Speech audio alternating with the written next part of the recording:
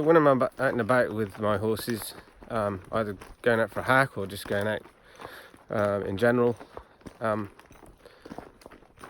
don't like them, eating all the time, pulling to eat, pulling on your hands.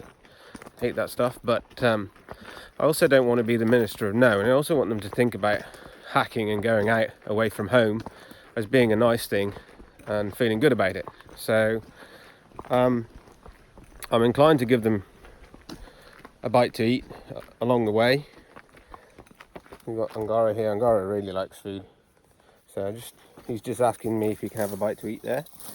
Okay, and yeah, so I don't, as much as I don't want them eating all the time, I don't want it to be the whole thing about food. I do want them to enjoy themselves and think of it as something nice when they go out. So, I just make sure that I put those little bites of grass and nibbles along the way in a strategic place, i.e. quite often the furthest you get away from home might be an ideal spot to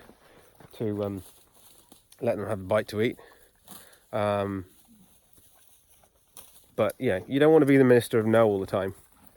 So as much as I like to say to my horses at certain points, no, you can't have anything to eat at the moment because it's not an appropriate time, I also like to say, you go ahead and have something to have a bite to eat here because as I say, I want them to feel good about it.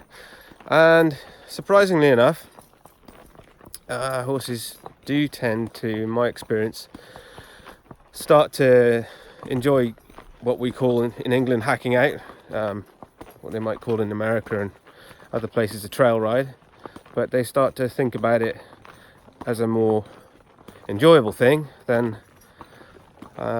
some horses, have really got ended up with a problem with going out.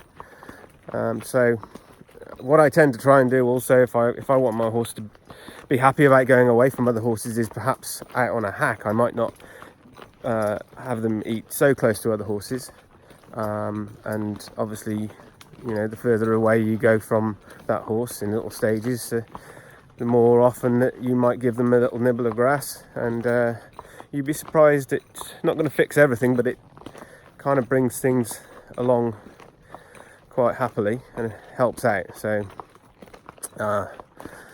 that's a little tip from me, and anyway, I hope that you find that useful, and I'd like you to remember to